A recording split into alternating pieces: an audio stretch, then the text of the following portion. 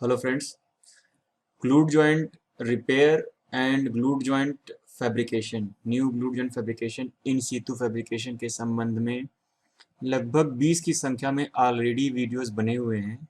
सारे के सारे हाई डिफिनीशन वीडियोस हैं जो एडीएन सुल्तानपुर प्रथम के यूट्यूब चैनल पे अपलोडेड हैं। उसके आगे के जो वीडियोस बनने हैं उससे संबंधित मैं आपको कुछ अपडेट देना चाहता हूँ। कुछ पुराने वीडियोस बने थे जैसे ये L2, L5, L6, L7 और वीडियो प्लेबैक। ये इसमें भी काफ़ी अच्छा कंटेंट दिया हुआ है। ये जनरली प्रिकॉशन से रिलेटेड ही चीज़ें थी इसमें, बट ये हाई डिफिनीशन नहीं थे या जल्दी जल्दी में रिकॉर्ड किए गए थे। तो मैंने इनको यूट्यूब से उठाया हुआ है यहाँ पे भी फ़िलहाल, और इनमें जो भी कंटेंट है उसको नए सिरे से उसको प्रेजेंट करेंगे हम। और इन बेटर फॉर्मेट, जैसे वो 5 अलग अलग जगहों पे प्रेजेंट किए गए हैं, अब उनको सिंगल वीडियो में प्रेजेंट करेंगे। एक नया ऑर्डर रहेगा। अच्छे कैमरे में हाई डिफिनीशन आपको 1080 डीपी में आपका कंटेंट मिलेगा, और साथ में ही न सिर्फ वो 5 वीडियोस बल्कि कुछ और चीज़ें हमने इधर बीच हम लोगों ने नोटिस की ड्यूरिंग न्यू फैब्रिकेशन या ड्यूरिंग रिपेयर। जो नए इश्यूज या नए आइडियाज़ हम लोग को आए वो भी यहाँ पे लिखे हुए हैं। तो इस वीडियो में ये होल हार्टेडली डिवोटेड रहेगा प्रिकॉशंस से रिलेटेड, या छोटी छोटी मगर मोटी मोटी बातें वाला जो कॉन्सेप्ट है शक्तिमान का, जो स्पेसिफिकली आपको मैनुअल में नहीं मिलेगा लिखा हुआ, बट विथ साइट एक्सपीरियंस हम लोगों ने उस चीज़ को समझा है। और secondly, before I begin this, मैं और भी आप लोगों को दिखाना चाहूँगा। ये देखिए मेरा न्यू कैम्टीसिया वर्क्स में न्यू वीडियोज़ में ये सारे 14 आइटम, जिसमें से एक आप आइटम हटा लो, आउटर लेवल का आइटम हटा लो, ठीक है, थियोडलाइट हटा लो, और ये सारे जो है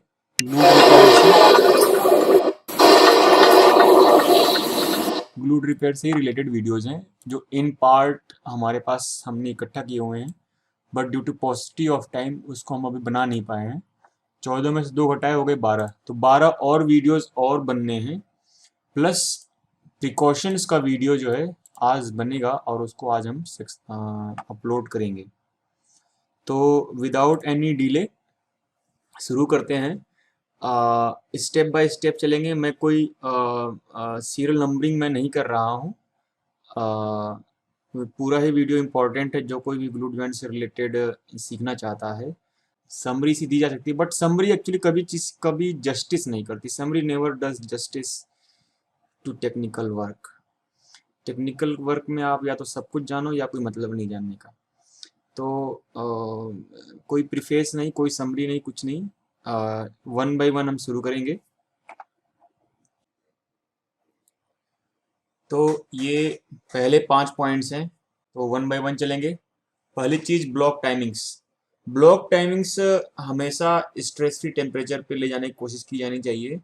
और विथ एक्सपीरियंस हम लोगों ने पाया है कि स्ट्रेस फ्री टेम्परेचर सुबह, अगर समर्स के समय में, अगर गर्मियों का समय है, तो सुबह 8 से 10 के बीच में ब्लॉक लिया जाए। यानी अगर 8 बजे ब्लॉक मिल जाए तो 10 बजे पहले काम खत्म हो जाए तो हमारा स्ट्रेस फ्री टेम्परेचर मिल जाता है।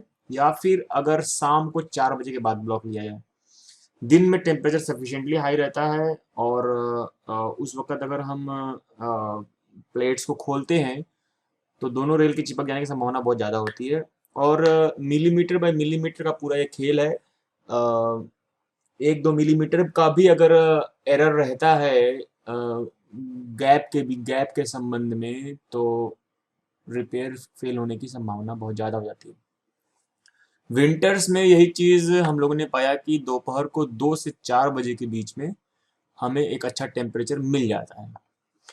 साथ में ही इसके अलावा एक और प्री ब्लॉक एक्टिविटी आप ऐड कर लीजिए कि जहाँ पे आपका रिपेयर होना है, जिस भी लेफ्ट रेल या राइट रेल में, लेट्स से कि राइट रेल में रिपेयर होना है, तो उस पॉइंट से, उस ग्लूट जॉइंट के पॉइंट से 20 मीटर अपवर्ड्स और 20 मीटर डाउनवर्ड्स की तरफ के सारे पैन रोल क्लिप्स को अच्छा खासा बढ़िया ठोक करके टाइट कर दीजिए। उनका टो लोड बढ़िया होना चाहिए। अगर वो टो लोड खराब है तो वहाँ नैप एंड रोल क्लिप लगा दीजिए और ये भी चेक कर लीजिए कि लाइनर सही नंबर का लगा हुआ है कि नहीं लगा हुआ है। इसका पर्पज ये है कि टू द मैक्स पॉसिबल हम पैंडोल क्लिप्स को इतना टाइट कर दें कि रेल के मूवमेंट को टू द मैक्स पॉसिबल हम अरेस्ट कर सकें, यानी रोक सकें। अब ये मूवमेंट सिकुड़न का भी हो सकता है, फैलाव का भी हो सकता है, लेकिन as a pre block activity ये हमें मतलब ऑलवेज हमेशा करना है जब भी हम इन सीटू रिपेयर करने जा रहे हो, to to avoid the possibility of movement of rail as far as possible.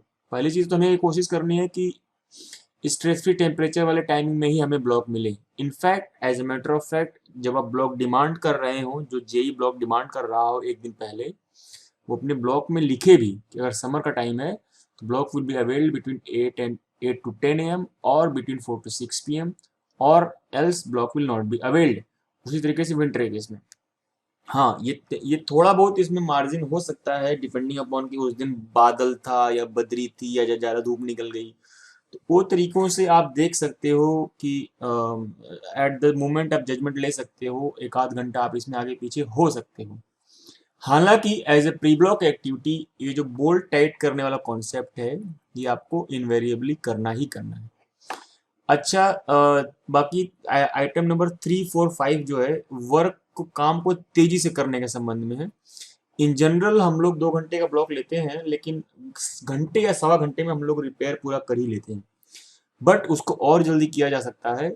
उसमें 3 बातें हैं कि एक तो जो वायर ब्रश आप लेके जाते हो साइड पे, तो जो नोटिस किया है हमने कि आप जनरली एक ही वायर ब्रश ले जाते हो। My suggestion at least 2 wire brush ले जाओ आप, क्योंकि आप वायर ब्रश से प्लेट को भी साफ करोगे, वायर ब्रश से आप रेल का फ्लैंज भी साफ करोगे, रेल का वेब भी साफ करोगे। तो एक वायर ब्रश से कैसे साफ करोगे? अगर ऑलरेडी साइड पे 3-4 आदमी तो कम से कम रहते ही हैं, तो आप 3-4 वायर ब्रश ले जाओ, सारे के सारे लग जाओ एक साथ ही उसमें। ऐसे ही रेगमाल पेपर आप कम से कम 3-4 ले जाओ बड़े। मैंने तो 2-2 लिखा हुआ है इसमें, बट मेरा माइंड कह रहा है कि आप 3-4 की संख्या में ले जाओ। और टॉर्क रिंच जो खोलने और बंद करने के लिए यूज होता है बोल्ट्स को, वो भी एक ही साइड पे रहता है, जबकि वो 2 यूज किया जा सकता है। एक को आप लेफ्ट साइड से यूज करो राइट साइड में फंसा करके, और दूसरे को राइट साइड से यूज करो लेफ्ट साइड से उसको फंसा करके। तो एक ही समय में 2 टॉर्क रेंच या 2 बोल्ट्स पे काम किया जा सकता है। 2 बोल्ट्स को खोला जा सकता है या 2 बोल्ट्स को बंद किया जा सकता है, which will again provide speed, give speed to our work. छठा पॉइंट है कि मार्केट में जूट के बोरे मिल जाते हैं, फटे फुटे मिल जाए हमें उससे कोई मतलब नहीं है, हमें नए की जरूरत नहीं है, फटे फुटे ही हमें मिल जाए, सेकेंड हैंड थर्ड हैंड। सबसे बेस्ट इसमें जूट के बोरे हैं एक्चुअली, क्योंकि जूट के बोरों की ये प्रॉपर्टी होती है, आप लोगों ने नोटिस किया होगा कि जब कहीं पे हाईवे बन रहा होता है या सड़क बन रही होती है, तो अगर कंक्रीट का काम किया गया, कोई भी कंक्रीट का काम, छत बन रही है, तो उसकी क्यूरिंग के लिए पानी रखा जाता है उसके ऊपर और साथ में बोरे बिछा दिए जाते हैं। और ये जनरली जूट के ही बोरे होते हैं, और ये कुछ यूं बिछा दिए जाते हैं कि ये पानी को होल्ड करके रखते हैं, पानी को बहने नहीं देते हैं। तो पानी कॉन्स्टेंटली जो है कंक्रीट के संपर्क में बना रहता है, और ड्यू टू दैट उसकी फास्टर क्यूरिंग, सेटिंग, हार्डनिंग होती है। अब जूट के बोरे किसी भी टीम के पास अगर आप रिपेयर करने जा रहे हो, चाहे सुबह हो, शाम हो, गर्मी हो, बस जो भी समय फर्क नहीं पड़ता, आप जूट के बोरो हमेशा अपने साथ हो। मालूम नहीं साइड पे क्या कंडीशन आने वाली है, और ये यूजफुल स्पेसिफिकली गर्मियों के समय में होगा। हम लोगों ने कई दफा रिपेयर ऐसे किए कि पानी ला ला करके हम लोग कुछ बर्तन से पानी जो है रेल के ऊपर डाल रहे हैं। मेरा जेई डाल रहा है, मैं डाल रहा हूँ पानी में, ठंडी हो जाए रेल थोड़ी, क्योंकि ज़्यादा गर्म होने की वजह से वो ज़्यादा पास आ गई। गैप 6 mm से घट करके 4 mm हो गया, 3 mm हो गया। mm का खेल है। ऑलरेडी पीछे एक बात बताई थी कि प्री ब्लॉक एक्टिविटी में बोल्ट्स को टाइट करना है, उस फंडे तक हम लोग उस वक्त नहीं पहुंचे थे, वो तो नया कॉन्सेप्ट है। अब बोरे का आइडिया कहाँ से आया? It is not to my credit. दिख तो रहा है सब जगह, मेरे ड्राइवर ने मुझे आइडिया दिया कि सर यहाँ पे अगर जूट के बोरे रख दिए जाएंगे तो बार बार जो मैनुअली पानी डालना पड़ रहा है वो नहीं करना पड़ेगा। बोरे भिगो करके आप रेल पे रख दो, वो टू द बेस्ट पॉसिबल जो शॉर्टेस्ट टाइम में ठंडा कर सकता है, उसका टेम्परेचर को डाउन ला सकता है, वो लाएगा। टेम्परेचर डाउन आता है, 1 mm 2 mm तक का हम लोग को डिफरेंस उसमें मिल जाता है, which is like going to make a difference between a successful repair versus a failed repair versus no repair. तो जूट के बोरे देखो आप खरीद लो, ठीक है, या बहुत सारे लोग खेती किसानी के से आते हैं, ऐसे ही बहुत पड़े होंगे जूट के बोरे इधर उधर फेंके फाके, आप उनको जुगाड़ लो। अपने पास 15 से 20 की संख्या में जूट के बोरे आप रखिए, ठीक है। ये था छठा पॉइंट। सातवां पॉइंट है सातवां पॉइंट है in winters mildly heat repair joint of for faster curing. देखिए हो क्या रहा है, होता क्या है, बहुत सिंपल सा कॉन्सेप्ट है। किसी भी इपॉक्सी मटेरियल का, इपॉक्सी एक टेक्निकल टर्म है, और इपॉक्सी का मतलब ये होता है कि दो या दो से अधिक सब्सटेंसेस को किसी पर्टिकुलर रेशियो में मिलाया जाए, which is based on their chemical reaction का जो इक्वेशन है।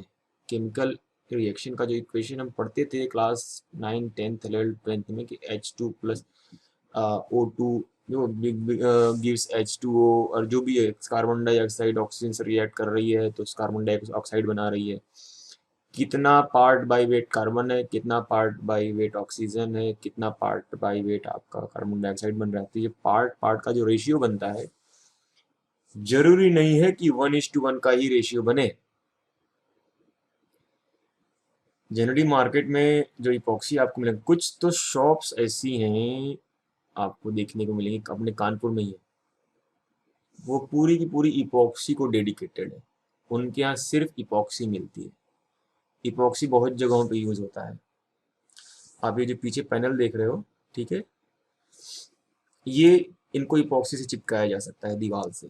और भी तरीके हैं, बट इसके लिए बेस्ट है कि इपॉक्सी से चिपकाया जाए, क्योंकि ठोकर ठाकी करोगे पैनल खराब हो जाएगा। इपॉक्सी आपके जो फ्लोरिंग है, ठीक है, ये जो फ्लोरिंग देख रहे हो आप, इस फ्लोरिंग में भी यूज होती है। जरूरी नहीं कि आप सीसी कंक्रीट से उसको चिपकाओ, इपॉक्सी से भी चिपकाया जा सकता है। जितने भी आपके ग्लास के सिरेमिक्स होते हैं, ग्लास के टेबल चेयर सजावटी चीजें, वो सब के सब इपॉक्सी से चिपकाए जाते हैं। तो हमारे रेलवेज में अतुल कंपनी का ब्रांड है, एक रिनाउंड कंपनी है, और भी काम करती है, ये अहमदाबाद की कंपनी है। ये इसके K83 और A83 part A part B resin hardener approved है रेलवे में यूज के लिए। तो ये जब हम लोग ग्लूट जॉइंट को बनाने के बाद प्लेट्स को सेट कर देने के बाद बांध देते हैं, तो मोटा मोटा तो कहानी वहाँ खत्म हो गई, ठीक है। और आपका मैनुअल कहता है कि आप 24 घंटे तक 30 km पे कॉशन लगा करके छोड़ दो और वो क्योरिंग उसकी हो जाएगी, ठीक है, 24 घंटे में। थ्योरी में आप थोड़ा और डीप जाओगे तो उसी इपॉक्सी की बात की जाए जो अतुल कंपनी का पार्ट ए पार्ट बी है, K83 A83 है, या किसी भी इपॉक्सी की आप बात कर लो, they all almost always are exothermic. ज्यादातर लोग जिन्होंने रिपेयर किया उनको आइडिया होगा कि हाथ गर्म हो जाता है, स्पेसिफिकली गर्मी के समय में बहुत तेजी से रिएक्शन हो रहा होता है, हाथ जल भी सकता है, इसीलिए ग्लव्स लगाना जरूरी है। ऑफ कोर्स बहुत चिपचिपा होता है तो अननेसेसरी आपको साफ करने में बड़ी दिक्कत होगी। तो ऑलमोस्ट ऑलवेज जो भी इपॉक्सी आपको मार्केट में मिलेगी या तो एक्सोथर्मिक होगी, अगर अगर नहीं भी होती है तो स्लो होगी, स्लो सेटिंग होगी। इपॉक्सी मार्केट में जो आपको ऐसे मिल जाएंगी दुकानों पे, सुल्तानपुर में मिल जाएंगी, लखनऊ में मिल जाएंगी, वो होम पर्पस के लिए, डेकोरेशन पर्पस के लिए ऐसे ही कुछ चिपकाना है उस पर्पज़ के लिए मिलती रहती है। एल्डेलाइट की है, बॉन्ड कंपनी की है, पेडीलाइट की है। तो उसमें भी दो टाइप की होती है, स्लो सेटिंग, फास्ट सेटिंग। तो फास्ट सेटिंग मोर और लेस एक्सोथर्मिक जरूर होगी। आपका जो फेविक्विक होता है उसकी बॉन्डिंग स्ट्रेंथ बहुत पावरफुल होती है, ताकतवर होती है, लेकिन वो भी एक्सोथर्मिक होता है।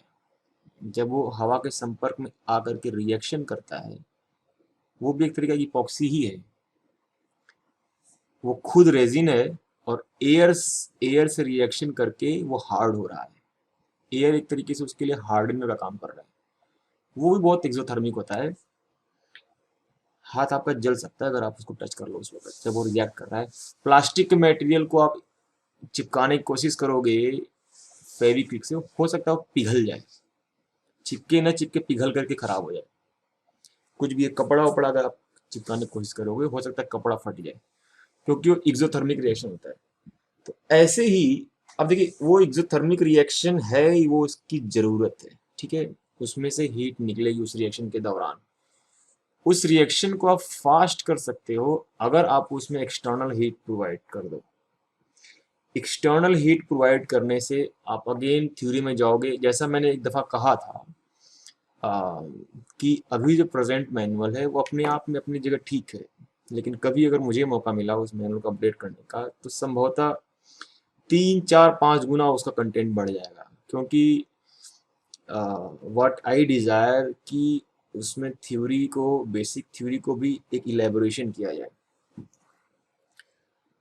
तो अतुल कंपनी के ही इपॉक्सी के बारे में जो उनके खुद के कंपनी की वेबसाइट पे डिटेल्स दी हुई हैं कि कैसे सेटिंग होती है। अदरवाइज और भी जो इपॉक्सी का जनरल प्रिंसिपल है, हीटेड इन्वायरमेंट, प्रेशराइज्ड इन्वायरमेंट में क्यूरिंग, सेटिंग, हार्डनिंग जो भी कह लो आप, फास्टर होती है।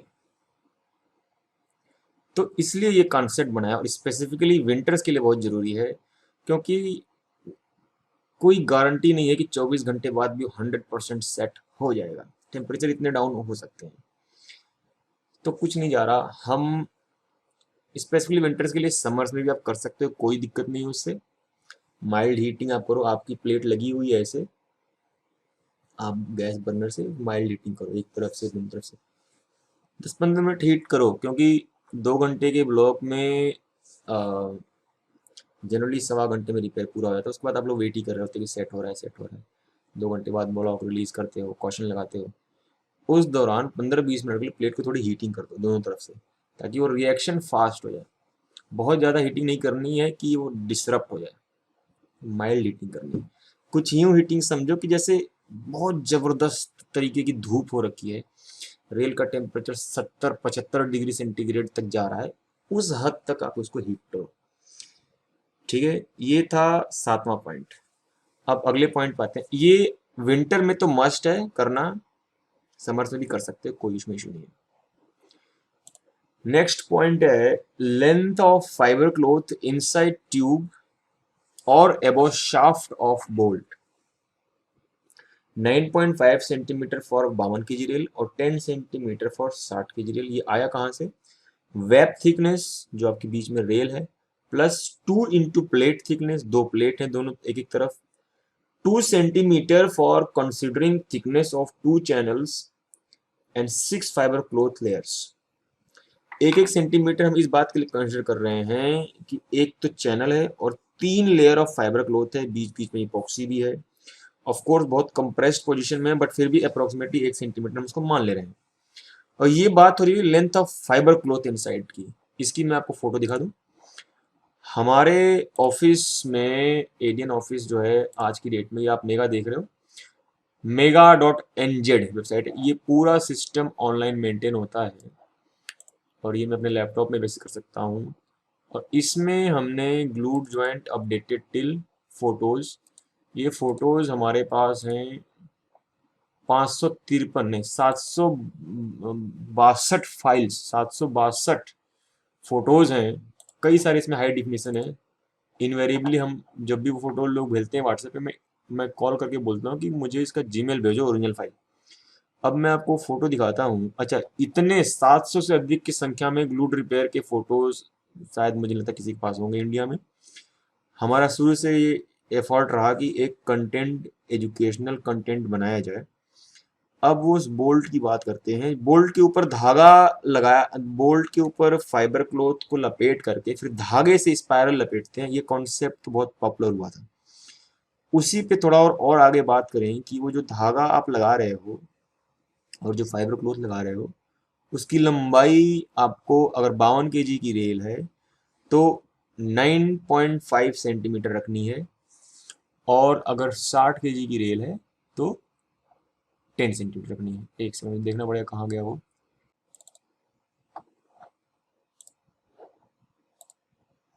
ठीक है, तो ये है हमारी बोल्ट की फोटो, देखिए जिसमें 2 बोल्ट हैं। ये फोटो ली हुई है और ये स्पेसिफिकली गलती को पॉइंट आउट करने के लिए ली हुई है फोटो मैंने। इसमें देखो, ये आपका, देखिए बोल्ट, ये हेड होता है बोल्ट का, ये शाफ्ट होता है और ये नट होता है जो घुमाते हैं। और ये शैंक कह लीजिए इसको, चाहे शाफ्ट कह लीजिए, ये थ्रेड है। तो यहाँ पे जो हमारा शाफ्ट है, जो वेब के अंदर जाएगा, प्लेट्स के अंदर जाएगा, इसके ऊपर जो ये फाइबर क्लॉथ लगा हुआ है इसकी लंबाई कम है। मैंने यही पॉइंट आउट करने के लिए फोटो लिया था कि ये लंबाई ये कम है। अगर 52 kg की रेल में रिपेयर हो रहा है तो इस लंबाई को आप 9.5 सेंटीमीटर मिनिमम रखिए, यानी कि ये लगभग लगभग यहाँ तक आएगा एक्चुअली। जो फाइबर क्लॉथ की बात कर रहा हूँ मैं, इस वाले में भी यहाँ तक आएगा। और अगर 60 kg की रेल है तो 10 सेंटीमीटर पूरा इसकी लेंथ होनी चाहिए फाइबर क्लॉथ की, 1.5 1.5 सर्कमफ्रेंस, जिसको आप सुई धागे वाले धागे से स्पाइरली लपेट दोगे। ठीक है, तो ये हमारा एक पॉइंट था इसमें। Length of fibre cloth inside tube above shaft should be 9.5 centimetre for 52 kg rail and 10 centimetre for 60। देखिए ये एक्चुअली हमारे सब डिवीजन की अपनी इनोवेशन है। ठीक है, ये मैंने ने कहीं लिखा नहीं हुआ है। आ, होता ये है बेसिकली कि जो आपकी मेटेलिक शाफ्ट है 24.5 mm डाया, और जो उसके ऊपर सिलिंड्रिकल ट्यूब लगा रहे हैं हम लोग, उसके बीच में थोड़ा मार्जिन रह जाता है, और जनरली हम इपॉक्सी से लगा करके ट्यूब को सका देते हैं। लेकिन as with concrete, so with glued joint, the purpose of using epoxy along with fiber cloth is to provide both compressive strength and tensile strength to the joint, to the bond that we are having, in between the plate and web, जो पूरी bonding है। Concrete में अगर आपने सिर्फ concrete use किया और steel use ना की तो भी वो वीक रह जाएगा। सिर्फ स्टील यूज किया और कंक्रीट यूज ना किया तो भी वो वीक रह जाएगा या कॉस्टली पड़ जाएगा, क्योंकि कंप्रेसिव स्ट्रेंथ के मामले में कंक्रीट जो है अच्छा पड़ जाता है। तो फाइबर क्लॉथ की जो प्रॉपर्टी होती है, फाइबर क्लॉथ अगर आप देखोगे लेंस से बहुत माइन्यूट, तो बहुत फाइन फाइन उसके धागे होते हैं, अपने कपड़ों के धागों से भी ज्यादा फाइन उसके धागे होते हैं। और जिन्होंने फाइबर क्लॉथ पे काम किया है हाथों में, वो हाथों में चुनचुनाता है, चुनचुनाहट सी होती है, वो उसी वजह से होती है। हालांकि कोई बहुत हार्मफुल चीज तो नहीं है, बॉडी उसको समहाउ उसको अडाप्ट करेगी, एक्सट्रैक्ट करेगी, रिलीज करेगी। लेकिन फाइबर क्लॉथ से काम करने में थोड़ी सी चुनचुनाहट हाथों में होने लगती है, क्योंकि वो हाथों में चुभता नहीं है। चुभता तो डिफरेंट बात हो गई, वो उसकी अपनी एक इतनी फाइन उसकी कैरेक्टरिस्टिक होती है कि मे बी चार्ज का फंडा या जो भी है, उस फाइबर क्लॉथ के जो फाइबर्स हैं उनकी प्रॉपर्टी ये होती है कि उनकी अपनी खुद की टेंसाइल स्ट्रेंथ बहुत ज्यादा होती है, और उसी टेंसाइल स्ट्रेंथ की बेसिस पे ग्लास फाइबर का क्लासिफिकेशन होता है। हमारे रेलवेज में जो ग्लास फाइबर का क्लासिफिकेशन अप्रूव्ड है यूज करने के लिए, वो क्लास ई का ग्लास फाइबर है। वही मैनुअल की मैं बात कर रहा था। तो मैनुअल में तो क्लास ही लिखा है, लेकिन अब फिर क्लास ए क्या होता है, बी क्या होता है, सी क्या होता है, डी क्या होता है, ई क्या होता है, सबकी क्या क्या अपनी कैरेक्टरिस्टिक्स होती है वो नहीं लिखा हुआ है। अब आपको खोजो कहाँ पे है। तो मेरे पास एक दफ़ा रेलवे बोर्ड के सीनियर ऑफिसर का कुछ कुछ संपर्क आया था। अब अगर कभी फ्यूचर में बात होती है कि मुझे उसमें कुछ अपडेट करने के लिए मेरा सुझाव लिया जाता है, तो मैं तो अच्छा खासा लिख के दे दूंगा। ग्लास ई का ग्लास फाइबर इसमें यूज होता है। बात ग्लास फाइबर के बहुत छोटे छोटे होने से नहीं है। कंक्रीट में जो आप बेसिक आपको नॉलेज है, आप देखते हो कि कंक्रीट है, बीच में सरिया डली हुई है। अब सरिया ऊपर है, नीचे है, कैसे उसका स्ट्रक्चर है, इतना कॉम्प्लेक्स तो मोस्टली आप लोग को आइडिया नहीं होगा। इतना है कि हाँ, कंक्रीट के अंदर सरिया है। कंक्रीट में सरिया नीचे क्यों रखते हैं? क्योंकि टेंसाइल स्ट्रेस, टेंसाइल बेंडिंग की बेंडिंग हो रही है, तो बेंडिंग में नीचे टेंसाइल स्ट्रेस आ रहा है, तो उसको रेजिस्ट करना है। जो स्टील बेटर रेजिस्ट कर सकता है, तो स्टील को नीचे रखा। बेंडिंग हो रही है तो ऊपर कंप्रेसिव स्ट्रेस आ रहा है। कंक्रीट बेटर रेजिस्ट कर सकता है कंप्रेसिव स्ट्रेस को, तो ऊपर कंक्रीट ज़्यादा रहा, स्टील कम रहा। ये बात तो आई होप कई लोगों को समझ में आ गई होगी।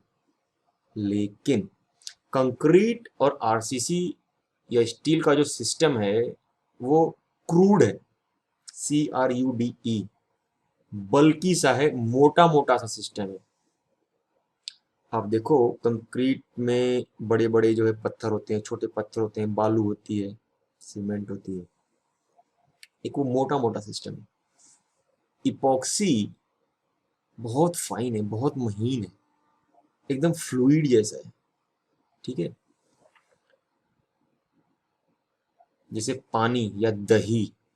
कोई कहे कि दही के एक कण को निकालो, निकाल पाओगे? आप नहीं निकाल सकते। कोई कहे कंक्रीट का एक टुकड़ा निकालो, आप उसका एक पत्थर निकाल के बाहर कर दोगे? ये लो छोटा सा पत्थर निकाल दिया, ये लो थोड़ी सी रेत बाहर कर दी, या थोड़ी सी स्टील बाहर कर दी। तो epoxy which is equivalent to concrete बहुत फाइन है। उस फाइननेस में, उस फाइननेस में जो हमारा ग्लास फाइबर है, कंप्लीटली एक डिसेंट लेंथ उसको मिल जाती है। स्केल ऑफ मैग्नीट्यूड कहिए या स्केल ऑफ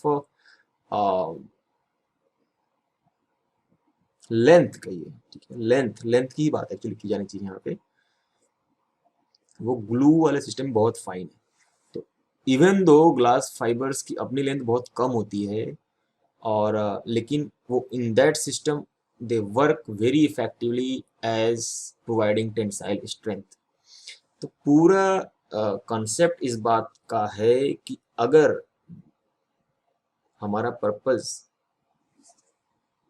रेजिस्टेंस प्रोवाइड करना है, और वो हम कुछ यूं अचीव कर रहे हैं कि इपॉक्सी एंड फाइबर क्लोथ, या फाइबर पे ही बात, ग्लास फाइबर, क्लोथ को भूल जाओ। इपॉक्सी और ग्लास फाइबर के मैट्रिक्स से जो एक हार्डेंड एलिमेंट बन रहा है, that is resisting the flow of charge from here to here. अब वो hardened element to the best possible hard तभी होगा जब वो मैट्रिक्स जो है वो इवनली डिस्ट्रीब्यूटेड मैट्रिक्स होगी। उसमें अप्रोप्रिएट अमाउंट में फाइबर भी होगा, पूरा डिस्ट्रीब्यूटेड, और अप्रोप्रिएट अमाउंट में ग्लू भी होगा। कोई एयर वॉइड्स भी नहीं होने चाहिए।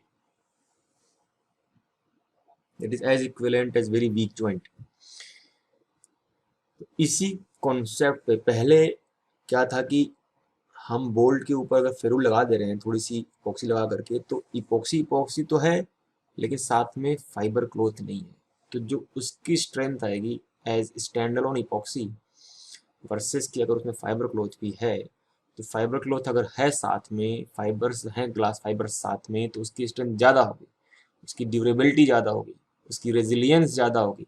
रेल में आपके कॉन्स्टेंटली इम्पैक्ट लोड पड़ रहे होते हैं जॉइंट्स पे, तो इनवेरेबली कितना भी हम बेस्ट एफर्ट डालें पड़ते ही हैं, कुछ न कुछ impact load. That is the thing which is a one reason for good durability of our joints। तो ठीक है, काफ़ी कहानी हो गई इसमें। लेंथ ऑफ फाइबर क्लॉथ को हमें 9.5 सेंटीमीटर रखना है अगर 52 kg की रेल हो, 10 सेंटीमीटर रखना है अगर 60 kg की रेल हो। ठीक है, अब कभी एक ज़माने में 68 kg की रेल आएगी तब देखा जाएगा क्या होगा उसका। कुछ अंतर नहीं होना, वेब थिकनेस ही बदलनी है उसमें। मोस्ट प्रॉब्ली प्लेट्स का स्ट्रक्चर या थिकनेस वही रहेगी उसमें भी, what air be the case, फंडा वही रहेगा। अब अगला आगे चलते हैं। नवा पॉइंट है 1 मीटर प्लेट और रेल वेब या फ्लैंज के जंग को 100% साफ करना बहुत जरूरी है। देखो ऐसा है, मैनुअल में तो ये चीज़ें स्पेसिफाइड हैं ऑलरेडी कि जंग को साफ किया जाना चाहिए, ज़्यादातर आप वीडियोस में भी देख लोगे। ये एक वर्कमैनशिप का कॉन्सेप्ट है। एक्चुअली वर्कमैनशिप बहुत इंपॉर्टेंट है इस काम में। वर्कमैनशिप में एक काम ये बहुत इंपॉर्टेंट है कि जो आपकी दोनों प्लेट्स हैं, स्पेसिफिकली जो उसका जो अंदर का पोर्शन है जो वेब की तरफ आएगा दोनों तरफ से, वो देखो फर्स्ट चॉइस तो मेरी रहेगी कि उसको प्रॉपर ग्राइंडर से साफ किया जाए। आपका जो वेल्ड ग्राइंडर होता है उससे साफ कर सकते हैं उसको। वेल्ड ग्राइंडर की प्रॉपर्टी होती है कि वो मेटल तक को रिमूव कर देता है, मेटल की कुछ मिलीमीटर थिकनेस को भी रिमूव कर देता है। Doesn't make much of a difference, अगर 1 मिलीमीटर मेटल रिमूव हो गया, डजंट मेक एनी डिफरेंस। हालांकि आप इतना ग्राइंड न करो कि मेटल रिमूव हो, हमारा पर्पज सिर्फ जंग को साफ करना है। दूसरा सबसे बेस्ट तरीका है, देखो जो ग्राइंडर आप रेल वेल्डिंग में यूज करते हो तो आपको मैक्सिमम पता होगा, नहीं हो पता कर लेना। दूसरा सबसे बेस्ट तरीका है सर्कुलर वायर ब्रश। 4 इंच का सर्कुलर वायर ब्रश आता है मार्केट में, यहाँ सुल्तानपुर में मिल जाता है, हर जगह मिल जाएगा, थोड़ा आपको खोजबीन करनी पड़ेगी। मैं फोटो दिखा दे रहा हूँ, फोटो वैसे सारे जो फोटोज है ना, 762 जो फोटो है सब उसमें दिए हुए हैं। जितने लोगों ने मेरे से संपर्क किया सबको मैंने वो mega.nz का लिंक भेजा हुआ है।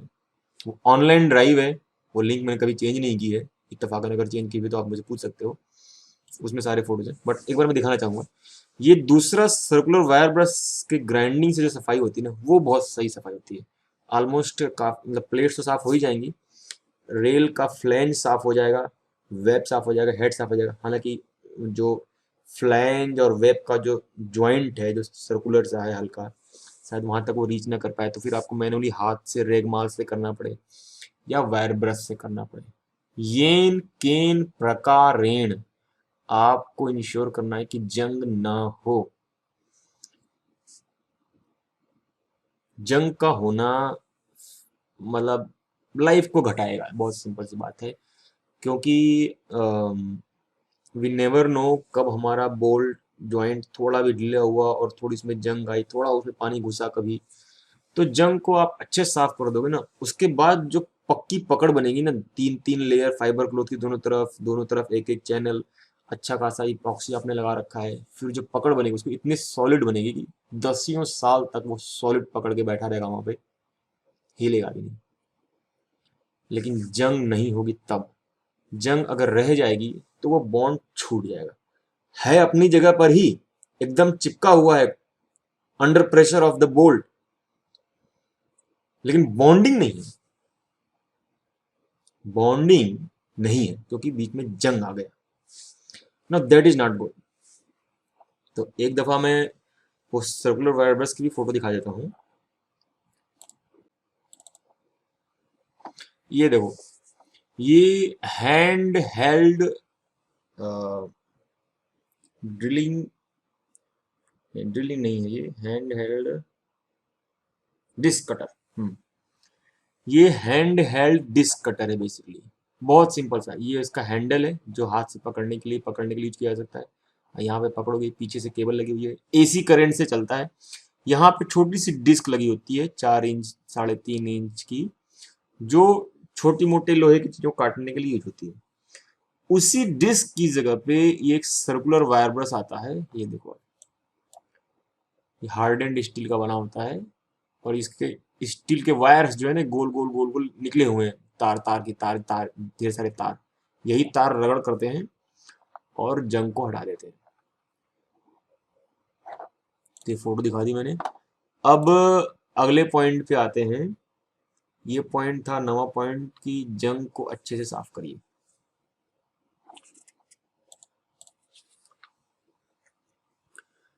10वां पॉइंट है फाइबर क्लॉथ का होल बहुत छोटा होना चाहिए। 30 mm हमारी डेजिग्नेटेड होल है। हमने देखिए इसमें क्या बना हुआ है, 10 mm का होल करिए, थोड़ा सा इधर ऊपर काट दीजिए, थोड़ा इधर काट दीजिए, थोड़ा इधर काट दीजिए, थोड़ा इधर काट दीजिए। ओवरऑल आपने 30 mm के लिए जगह तो बना दी है, लेकिन होल यानी कि जो क्लॉथ आपने काट के बाहर निकाल के फेंक दिया वो बहुत माइनर सब पार्ट आपने काटा है। अब इसकी मैं थोड़ा वजह बता दूं ऐसा हम क्यों कर रहे हैं।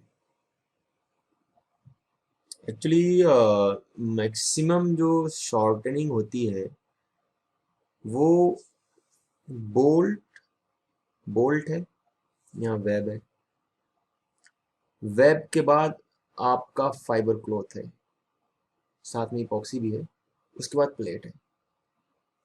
यही शॉर्टनिंग होती है, सबसे अधिक जो उसकी वजह होती है शॉर्टनिंग की, यहीं पे शॉर्टनिंग हो जाती है। अब अगर हमारे देखिए जो चैनल प्री फैब्रिकेटेड चैनल आपको सप्लाई में मिलेगी उसमें पहले से ही 30 mm के होल बने रहेंगे, आप उसका कुछ नहीं कर सकते। ठीक है, उसको अपनी जगह रहने दीजिए। साथ में जो आप 3 फाइबर क्लॉथ की लेयर एक तरफ और 3 फाइबर क्लॉथ की लेयर दूसरी तरफ लगा रहे हो, उसमें आप होल्स को छोटा छोटा रखो। होगा क्या कि जब आप बोल्ट इंसर्ट करोगे तो वो बोल्ट इंसर्ट हो जाएगा। फाइबर क्लॉथ की अपने खुद की ओवरऑल अगर आप कंसिस्टेंसी देखोगे ना होल्ड करने की, बड़ी पुअर होती है। उसको यहाँ से काटो तो यहाँ से उसके धागे खुल जाते हैं, वो बहुत इजीली खुल जाता है। जैसा कि मैंने बताया ना कि फाइबर क्लॉथ को पकड़ने में नहीं समझ में आता कि बड़ी बहुत मजबूत चीज है, अरे बहुत बहुत हल्की सी चीज है, फाड़ो फट जाएगा। ठीक है, वो उसके धागे अपने आप खुलते रहते हैं। ताकत उसके इंडिविजुअल फाइबर्स की अपनी खुद की टेंसाइल स्ट्रेंथ में है। ठीक है, तो हमें होल बहुत छोटा करा था। होगा क्या कि जब हमने होल बहुत छोटा किया है तो 3 फाइबर क्लॉथ की ऐसी लेयर्स होंगी जहां पे बोल्ट के ऊपर प्लस आपका सिलिंड्रिकल ट्यूब भी है, उसके ऊपर कंजेशन हो जाएगा, एक्स्ट्रा फाइबर क्लॉथ्स की लेयर वहां बनेगी, एक्स्ट्रा फाइबर वहां मौजूद रहेगा। अच्छा, इपॉक्सी तो आपने लगा ही रखी है, वो जाएगा इपॉक्सी इसमें मिक्स होगा। इसेंशियली हमें वहां पे एक्स्ट्रा मटेरियल कंटेंट मिल जाएगा because of doing this, and this again is going to help us give a longer life glued joint. ये पूरी पूरी थ्योरी का ही कॉन्सेप्ट है। इसको अब हम प्रूफ करें साइट पे, now that is going to take a very different kind of approach. Practical understanding यही कहती है कि हमें ऐसा करना चाहिए, ऐसा हम लोग करते आ रहे हैं, ऐसा हमने किया है। वो आगे बढ़ते हैं। 11वां, फाइबर क्लॉथ की चौड़ाई सफिशियंट होनी चाहिए, इतनी हो कि साइड से प्लेट फ्लैंज या हेड को टच ना करे। ऐसा है कुछ रिपेयर्स में मैंने नोटिस किया कि आप जो चैनल देखोगे, चैनल प्रॉपर जो है यूं यूं यूं बनी रहती है, मतलब कि प्लेट को ऊपर से कवर किया, साइड से कवर किया और नीचे भी साइड से कवर कर लिया। वो चैनल इतना कवर करती है कि जब प्लेट वेब से लगे तो ऊपर हेड से भी टच न कर पाए, नीचे फ्लैंज से भी टच न कर पाए। तो आप जो फाइबर क्लॉथ काट रहे हो साथ में लगाने के लिए, उसकी भी चौड़ाई सफिशियंट होनी चाहिए। जब आप इपॉक्सी उसमें लगाओगे तो इपॉक्सी इनवेरिएबली लग जाएगा, सेट हो जाएगा। और आपको एक और बात बताऊं, इपॉक्सी के साथ फाइबर क्लॉथ की जरूरत क्यों है? आप डायरेक्टली इपॉक्सी क्यों नहीं बना सकते? एक्चुअली होगा क्या, लेट्स से कि आपने इपॉक्सी लगाई, प्लेट और वेब को चिपका दिया, अब क्या इपॉक्सी फ्लो आउट कर जाएगी? वो बह जाएगी, निकल जाएगी, कोई गारंटी नहीं, वो वेब प्लेट एकदम चिपक जाएंगी। प्रेजेंस ऑफ फाइबर क्लॉथ क्या करता है कि वो एक स्पेस प्रोवाइड करता है ठीक है, जिसको अब और कंप्रेस नहीं किया जा सकता क्योंकि बीच में फाइबर क्लॉथ है, 1 मिलीमीटर थिकनेस, 2 मिलीमीटर थिकनेस जो भी है। और फाइबर क्लॉथ अपनी कंसिस्टेंसी के हिसाब से उसमें बीच बीच में स्पेसेस भी हैं, उसमें जाकर के ग्लूट घुस जाता है। अब वो ग्लूट अपनी जगह होल्ड कर गया, अब वो बाहर नहीं आ रहा। तो इसीलिए ये बात बताई कि 3 लेयर हमें रखनी चाहिए, हर एक लेयर के दोनों तरफ इपॉक्सी भी लगी होनी चाहिए और 3 लेयर रखनी चाहिए, ताकि जब हम कंप्रेस करें तो पूरा ग्लू उसी में मैक्सिमम जो है उसी में कंसिस्टेंसी उसकी बन जाए, मैट्रिक्स सा बन जाए। तो ये जो 11वां पॉइंट था, ये बेसिकली इस बात को रिमाइंड करने के लिए था कि जब आप फाइबर क्लॉथ काट रहे हो तो चौड़ाई उसकी सफिशियंट रखो। कुछ दफा मैंने देखा है चौड़ाई आप लोग कम रखते हो, ठीक है, ग्लूट चल रहा है, पास हो गया, इमेटेरियल, हमें हर चीज का ध्यान रखना है। और साथ में जब आप रिपेयर कर रहे हो तो एक्स्ट्रा ग्लूट कभी कभी बच जाता है हमेशा ही, ठीक है, मैक्सिमम लोगों को पता भी है, फिर भी मैं यहाँ रिमाइंड कर दूं कि आप उसको प्लेट और हेड हेड के साइड में जो एक लाइन सी बन रही है ना, जिसमें आपका फाइबर क्लॉथ निकला हुआ आ रहा है, वहां पे आप ग्लू को भर दो, क्योंकि सबसे अधिक डैमेज वो ऊपर से ही हो, सबसे पहले जो ग्लू ज्वाइंट है वो ऊपर से ही डैमेज होना शुरू होता है। इनफैक्ट लेट्स से आप कहीं रिपेयर करने गए और आपने देखा कि बगल में एक ग्लू ज्वाइंट है, वो ऊपर से हल्का हल्का उसमें डैमेज हो रहा है, उसको एट द मोमेंट भर दो, उसको, उसकी लाइफ थोड़ी बढ़ जाएगी। अब अगले पॉइंट पे चलते हैं। प्री फैब्रिकेटेड ट्यूब के अंदर एक फाइबर क्लॉथ का हाफ सर्कमफ्रेंस फाइबर क्लॉथ लगाता है, इसे शाफ्ट के ऊपर लगाते हैं। ये प्री ब्लॉक एक्टिविटी में पहले ही कर लेते हैं। थ्योरेटिकली स्पीकिंग अगर प्री फैब्रिकेटेड ट्यूब ना भी हो तो भी फाइबर क्लॉथ के 3.0 सर्कमफ्रेंस को लपेट कर, अगेन लंबाई कितनी होगी, 9.5 centimetre for 52 KG rail, 10 centimetre for 60 KG rail, shaft के ऊपर और उसे धागे से स्पाइरल बांध कर भी ग्लूड ज्वाइंट बनाया जा सकता है। देखो ये एक थ्योरेटिकल सी बात इसमें हो गई। कुछ दिन पहले मेरी बात हो रही थी एक बैचमेट से एनएफआर के, तो हम लोग कुछ कुछ चीजें डिस्कस कर रहे थे इसी के संबंध में। मैंने कहा कि देखो यार ऐसा है कि हमें प्री फैब्रिकेटेड ट्यूब या प्री फैब्रिकेटेड चैनल की जरूरत वास्तविकता में है नहीं, मिल जाए तो अच्छी बात है, क्योंकि ये प्री फैब्रिकेटेड ट्यूब या जो चैनल है वो इसेंशियली इसी इपॉक्सी और इसी फाइबर क्लॉथ के मटेरियल से बनी है। अंतर सिर्फ इस बात का है कि जो ट्यूब बनी है वो बहुत प्रिसाइज डायमीटर की, प्रिसाइज थिकनेस की बनी है। आप उसको ध्यान से देखोगे तो उसमें एक ही सिंगल सर्कमफ्रेंस फाइबर क्लॉथ ही है, डबल सर्कमफ्रेंस नहीं है या 1.5 सर्कमफ्रेंस नहीं है। यही हालत चैनल की है। अगर हमारे पास चैनल, जैसे बात ये हो रही थी कि यार एनएफआर में कैसे रिपेयर कराएं, यहाँ पे ग्लू कहाँ मिलेगा, फाइबर क्लॉथ और चैनल कहाँ, मैं देखो मैक्सिमम चीज़ तो ट्रैक डिपो में सप्लाई में आती है, इनकेस नहीं भी आ रही है, राजधानी ट्रेनें लखनऊ से आपके आसाम में डिब्रूगढ़ तक जा रही हैं, ऑलमोस्ट डेली बेसिस पर भी चल रही हैं। आप कानपुर से इपॉक्सी लेकर के पहुंचवा सकते हो। उसके बाद आपको सिर्फ दूसरी एक और चीज चाहिए, वो है फाइबर क्लॉथ, क्लास ई फाइबर क्लॉथ। थोड़ा आपको रिसर्च करनी पड़ेगी कहाँ मिलेगा। आपको बोल्ट्स और प्लेट्स चाहिए होंगी, वो इजीली मिल जानी चाहिए सप्लाई में, अपनी इंटरनल सप्लाई में। वो इंटरनल सप्लाई का यूज भी किया जाता है, रेलवे कॉन्ट्रैक्टर से भी जब काम करवाता है तो प्लेट्स और बोल्ट्स हम खुद अपने वाले ही देते हैं फॉर द मोस्ट पार्ट। और अगर सप्लाई में वो खुद लाता है तो उसको सर्टिफिकेशन देना पड़ता है कि उसने अप्रूव्ड वेंडर से ही लिया है, जो जनरली रेलवे जो है विश्वास नहीं करते एक्चुअली, तो वो खुद अपना ही देती है, मैं कि तुम प्लेट और बोल्ट तो मैं तुम्हें दूंगी, बाकी तुम इपॉक्सी लगाना लगाओ। तो थियोरेटिकली स्पीकिंग अगर हमारे पास सिर्फ ग्लू है अतुल कंपनी का और हमारे पास फाइबर क्लॉथ है, क्लॉथ और क्लॉथ के बंडल में आता है, जिन्होंने देखा कपड़े का जैसे बंडल होता है, उसको यूज करके ही हम लोग रिपेयर ग्लू जॉइंट नया बना सकते हैं, रिपेयर करते हैं। क्योंकि देखिए जैसा कि अभी का कंसेप्ट ये है कि ऊपर फेरूल रहेगा और बोल्ट और फेरूल के बीच में 1.5 सर्कमफ्रेंस का फाइबर क्लोथ रहेगा जिसको हम स्पाइरली धागे से लपेट देंगे। लेट्स से कि हमारे पास फेरूल है ही नहीं, सिलेंड्रिकल ट्यूब है ही नहीं, हमारे पास सप्लाई में नहीं आ रही, कम है, खत्म हो गई, कोई दिक्कत नहीं है। आप 1.5 सर्कमफ्रेंस की बजाय उसको 3 सर्कमफ्रेंस तक ले जाओ।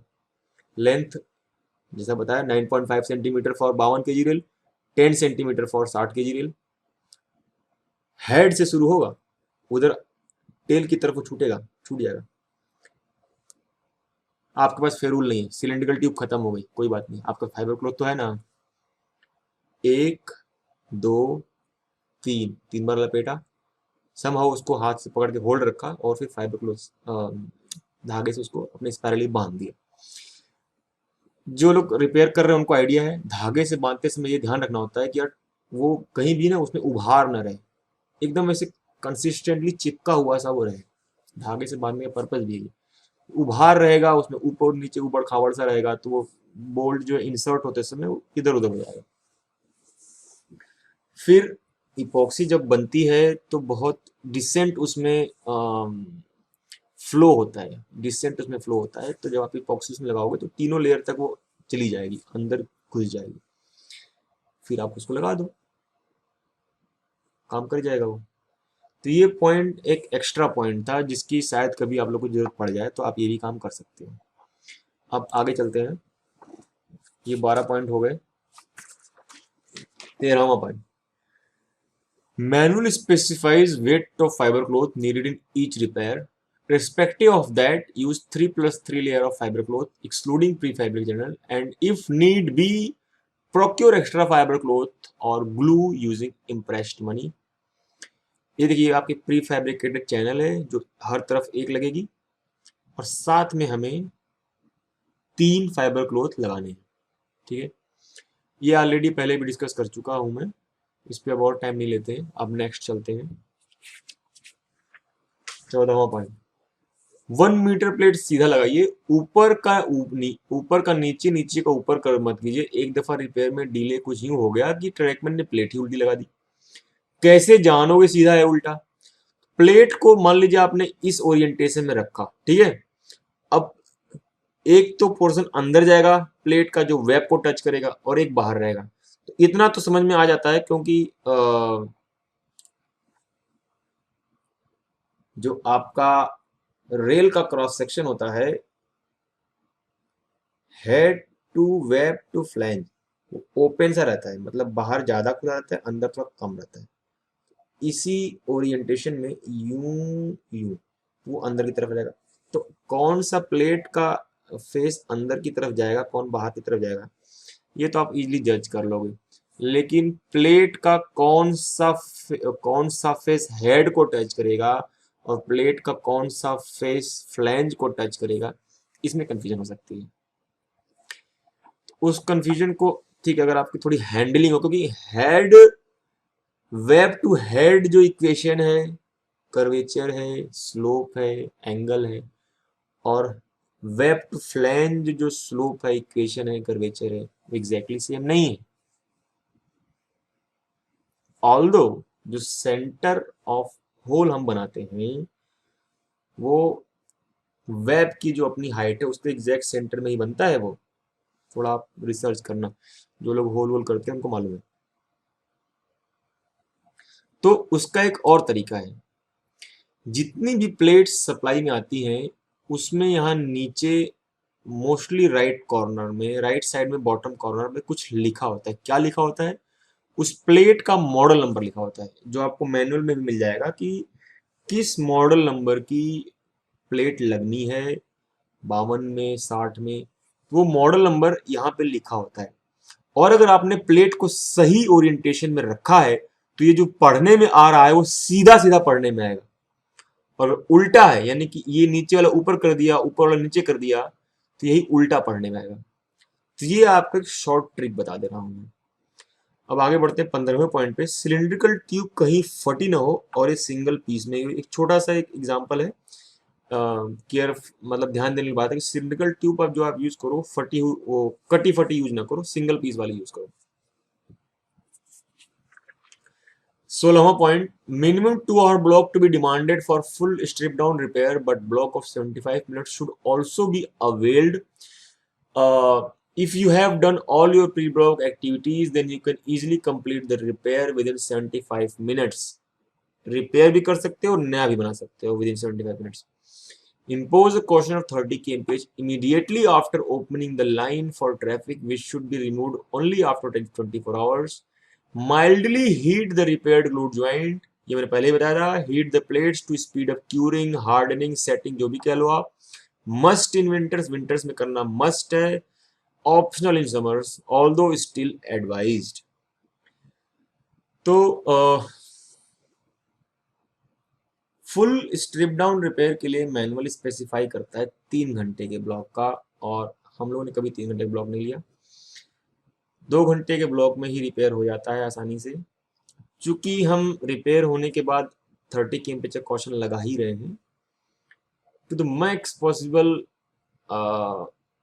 इट इज एक्सेप्टेबल कि इवन दो 100% क्यूरिंग नहीं हुई है, हम ट्रैफिक को पास कर रहे हैं। There is some impact load, setting is not yet complete, but that is the thing, हम ट्रैफिक को 24 घंटे के लिए तो रोक नहीं सकते। इसीलिए इस बात पे स्ट्रेस किया गया कि अगर विंटर्स है, देखो सेटिंग जल्द से जल्द होना बहुत जरूरी है। इवन दो आप 24 आवर कॉशन लगा रहे हो, 24 आवर के लिए 30 kmph कॉशन लगा रहे हो, लेकिन ट्रेन तो जा रही है ना। तो एक कंडीशन जिसमें 24 घंटे तक कोई ट्रेन नहीं गई वर्सेस दूसरी कंडीशन जिसमें 24 घंटे तक 30 kmph पे ट्रेन गई, तो पहले कंडीशन वाला जो ग्लूट बनेगा वो ज्यादा सॉलिड बन जाएगा। क्योंकि तो इसकी क्यूरिंग होते समय, क्योंकि क्यूरिंग हो रही है, देखो 60, 70, 80%, 90% क्यूरिंग तो पहले 1-2 घंटे में ही हो जाती है, लेकिन फिर भी 100% होने में टाइम लगता है। इसीलिए इस बात पे स्ट्रेस किया गया कि रिपेयर करने के बाद या नया बनाने के बाद अगर ट्रैफिक के लिए ओपन करना है तो उसको थोड़ा हीटिंग करो 15-20 मिनट तक। उसका टेम्परेचर जो है ना 70-80 डिग्री सेंटीग्रेड तक रखो उस रेल के, उस प्लेट के टेम्परेचर को। मैक्सिमम चीजें प्लेट से ही जुड़ी हुई है, मैक्सिमम इपॉक्सी आपका प्लेट के ही अंदर है। दूसरी बात, अगर आपको ट्रैफिक कंट्रोल द्वारा 75 मिनट यानी 1 घंटे 15 मिनट का भी ब्लॉक मिल रहा है, आप अवेल कर लो उसको। अगर आप प्री ब्लॉक एक्टिविटीज आपने पहले से कर रखी हैं और ड्यूरिंग ब्लॉक एक्टिविटीज में आप, जैसे मैंने बताया कि 2+2 एक्चुअली 4 टॉर्क रिंच चाहिए होंगे, क्योंकि एक तरफ से तो आप फंसाओगे हेड को, दूसरी तरफ से बोल्ट को नट को खोलोगे। दूसरे वाले में एक तरफ से नट को फंसाओगे और हेड को खोलोगे, या रिवर्स। और डिपेंडिंग अपॉन कि कितनी प्लेट की लेंथ है, 1 मीटर कितनी जगह है, मेरा अपना मानना है कि एक साथ 2 बोल्ट पे काम किया जा सकता है। वायर ब्रश की बात हुई, डिस रेगमाल पेपर की बात हुई, सर अगर आप फास्ट में ब्लॉक एक्टिविटीज को भी करते हो तो पोस्ट ब्लॉक एक्टिविटीज का भी एक वीडियो बनाया था हमने, जिसमें प्री ब्लॉक, पोस्ट ब्लॉक और ड्यूरिंग ब्लॉक की एक्टिविटीज को अलग अलग डिस्क्राइब किया था। तो विद इन 75 मिनट्स आपका रिपेयर पूरा जाएगा। उसके बाद आपको ऑब्वियसली कॉशन लगा के रखना ही है, कॉशन आप लगा के रखो। पोस्ट ब्लॉक एक्टिविटीज में आप बस ध्यान रखो गाड़ी कब आ रही है, आप उस दौरान में उसको हल्की फुल्की हीटिंग करते रहो, ठीक है। 70 डिग्री टेम्परेचर तक उसको रखो 15, 20, 25 मिनट तक, ताकि उसकी क्यूरिंग जल्दी जल्दी हो जाए। इसमें एक चीज और बताना चाहूंगा, जब हम लोग टी रिपेयर करते हैं, एंड पोस्ट रिपेयर करते हैं, जब एंड पोस्ट बीच का गायब हो गया, टूट गया, बर आ गया, तो बर साफ किया, एंड पोस्ट डाला, इपॉक्सी भर दिया उसके अंदर, उस केस में मैनुअल स्पेसिफाई करता है कि सिर्फ 1 घंटे का कॉशन रखना है। इनफैक्ट 1 घंटे का कॉशन नहीं कहता है, वो कहता है 1 घंटे के लिए ट्रैफिक ब्लॉक रखना है। अब यहाँ मेरा थोड़ा सा मेरा अंडरस्टैंडिंग कहता है कि बहुत बेस्ट अप्रोच नहीं है।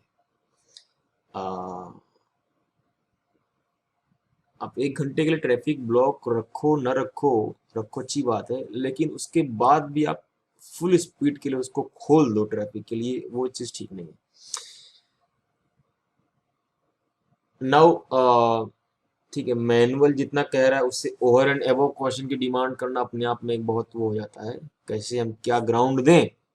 फिलहाल एज अ लेक्चर मैं पॉइंट आउट करूँ इस बात को, अगर एंड पोस्ट रिपेयर भी किया जा रहा है तो मेरा अपना पर्सनल मानना है कि उस केस में भी 24 घंटे के लिए 30 km से क्वेश्चन लगना चाहिए, कि क्यूरिंग स्ट्रिप डाउन रिपेयर में भी हो रही है और क्यूरिंग आपके एंड पोस्ट रिपेयर में भी हो रही है। अंतर सिर्फ इस बात का है कि एंड पोस्ट रिपेयर में बहुत थोड़ा सा इपॉक्सी लगा है, लेकिन उसकी क्यूरिंग तो होने में उतना ही टाइम लगेगा। कम होने का मतलब ये तो है नहीं कुछ जल्दी जल्दी क्यूरिंग कर जाएगा। एंड अगेन आप उसको करो हिट 70 डिग्री सेंटीग्रेड के टेम्परेचर की रेंज में, ताकि जल्दी क्यूरिंग हो जाए, वो तो किसी ने मना किया नहीं आपको। अब आगे बढ़ते हैं। 17 point, demand block of 30 minutes for T और and post repair avail if even 15 minute is awarded. मतलब एंड पोस्ट रिपेयर के लिए 30 मिनट का ब्लॉक डिमांड करो, लेकिन 15 मिनट में भी आप रिपेयर कर सकते हो, जो भी उसमें आपको बर रिमूव करना है। पोस्ट टी और एंड पोस्ट रिपेयर, मतलब एंड पोस्ट रिपेयर करने के बाद, number 1, heat the end post using gas burner to mildly increase temperature, which will speed up its curing, setting, hardening of epoxy. और number 2, impose a caution of 30 kmph for 24 hours. Manually specifies caution only for 1 hour. However, as in case of strip down repair, curing will take time here also. So caution should continue for 24 hours. ये बात मैंने पहले ही बता दिया कि and post repair में भी आप 24 आवर्स का कॉशन लगा के रखो। Leave it up to my office to communicate it in writing or whatever, that caution should continue for 24 hours even in case of end post repair. अब आगे बढ़ते हैं। 17 हो गया। 18, ensure 4:10 ratio of epoxy part A and B, else complete curing won't happen. Gas work पे approximate वाला काम नहीं चलेगा। मैंने देखा है कि आप लोग रिपेयर करते समय वो ना चाय के कप कहीं से ढूंढ लिए फेंके हुए, उसमें से निकाला, मेजरमेंट किया। देखो, आप कोई भी मेजरमेंट का सिस्टम यूज करो, ये पार्ट भी अपने अपना इतने चिपकू से होते हैं ना कि आप सोचते हो कि आपने एक कप निकाला है, एक कप डाल दिया, अब पूरा कप खाली नहीं हुआ। अब आप इस एजम्पशन में चल रहे हो कि मैंने 4 कप निकाला है, लेकिन हर एक कप में से कप के वॉल्यूम का 3/4 ही निकला। 3/4 इंटू 4 3, आपने एक्चुअली 3 कप ही निकाला है। तो जजमेंट यार बहुत अच्छा होना चाहिए कि वो रेशियो 4:10 का रहे, 4:10, 2:5, जो भी कह लो। रेशियो गड़बड़ होने की वजह से फिर वो सॉलिडिटी नहीं रह जाएगी उसमें, रिपेयर में कुछ उसका पार्ट अनरिएक्टेड रह जाएगा। नेक्स्ट है, अगर ग्लू रिपेयर के तुरंत बाद शॉर्ट बता रहा हो या observe resistance in kilo ohm, जो स्पेसिफिकली आपको एसएनटी वाले परेशान करेंगे, less than optimal. Less than optimal मतलब कि जो डिजायर्ड है, अब डिजायर्ड ये कहता है कि 500 किलो ओम होना चाहिए फॉर ड्राई कंडीशन और सिर्फ 3 किलो ओम होना चाहिए वेट कंडीशन। इतनी ज्यादा रेंज दे रखी है। खैर, अब मैंने तो पहले बताया हुआ है कि आप लोग जो है खुद मेगर यूज करना सीख लो। मेगर आप लोग को ऑलरेडी दिया गया है, अभी आगे मैं लिंक बताऊंगा। Then also the glued joint cannot be called failure just because it has not yet fully cured. Any judgment about its efficacy should be done 24 hours post repair. Many of our joints which were declared as having low resistance just after repair are working just fine. So wait for 24 hours first. जब हम glue को repair कर रहे हैं, नया बना रहे हैं, तो वेट कंडीशन में इन सम सेंस की जो उसका पार्ट ए पार्ट बी है वो फ्लूइड है, फिर ये रिएक्ट करके वो हार्ड हो रहा है। बिफोर दैट वो पूरी तरह हार्डेंड नहीं है। अच्छा, जो वेट कंडीशन में 3 किलो ओम बताया गया है वो पानी की बात की गई है, वास्तविकता में इपॉक्सी की बात नहीं की गई है। और जो ड्राई कंडीशन में बताया गया है 500 किलो ओम, वो हार्डेंड ग्लूट ज्वाइंट का ड्राइड कंडीशन, मतलब पूरा सूखा हुआ। अभी आपने जस्ट रिपेयर किया है, ये सो कॉल्ड सूखा तो हो सकता है लेकिन उसका इपॉक्सी पूरा सूखा नहीं हुआ है अभी। और ऐसे कम से कम 7-8 केसेस हमने नोटिस किए हैं अभी तक, जिसमें एसएमटी स्टाफ द्वारा ये सूचित किया गया कि रेजिस्टेंस कम मिल रहा है। तो मैंने पूछा ये बताओ, चलो ठीक है रेजिस्टेंस कम मिल रहा है ना, मिल तो रहा है ना, पर्पस तो आपको रेजिस्टेंस से है, और रेंज कितनी दे रखी है भाई, वेट कंडीशन में यानी बारिश हो रही है तब सिर्फ 3 किलो ओम का रेजिस्टेंस है, वो भी एक्सेप्टेबल है। ड्राइड कंडीशन में, सूखी कंडीशन में 500 किलो ओम का रेजिस्टेंस डिमांड किया जा रहा है या उससे अधिक होना चाहिए। रेंज बहुत ज्यादा है, ठीक है। तो अगर 3 किलो ओम का भी रेजिस्टेंस मिल रहा है, आपका सर्किट इंसुलेटेड है, पैनल पे रेड नहीं आ रहा है, it is deemed a successful repair, it is deemed a success. Even मैं अभी आज ही मेरा डिस्कस हो रहा था, रवि और अखिलेश के साथ बैठे हुए थे हम लोग। इवन अगर एसएनटी द्वारा यह सूचित किया गया कि एसएस के पैनल पे कोई रेड नहीं है, क्यों? सर्किट इंसुलेटेड है इसलिए, रेजिस्टेंस भी मिल रहा है, लेकिन एक तरफ का प्लेट और रेल के बीच में तो इंसुलेशन मिल रहा है, दूसरा एंड पोस्ट के दोनों तरफ से इंसुलेशन मिल रहा है, लेकिन इधर की प्लेट और रेल में शॉर्ट मिल रहा है, शॉर्टेड है। जनरली कोई एक बोल्ट शॉर्टेड होता है, कोई बात नहीं। उसका मतलब ये हुआ इस तरफ की रेल और प्लेट, दोनों जो प्लेटें हैं वो सिंगल सिस्टम की तरह काम कर रही हैं क्योंकि उनमें कनेक्शन बन चुका है, लेकिन इस प्लेट में और इधर की रेल, इस तरफ की रेल में, मतलब दूसरी तरफ की रेल में तो सॉर्टिंग नहीं है। इंसुलेशन का पर्पस तो आपका सॉल्व हो रहा है ना, और हम कहीं भागे तो जा नहीं रहे। जब वो सॉर्ट करेगा फिर उसको रिपेयर कर देंगे। तो in that case also you stand your ground, the repair is successful, as and when it sorts it will be repaired। और अभी उसके बारे में मैं एक और बात बताऊंगा,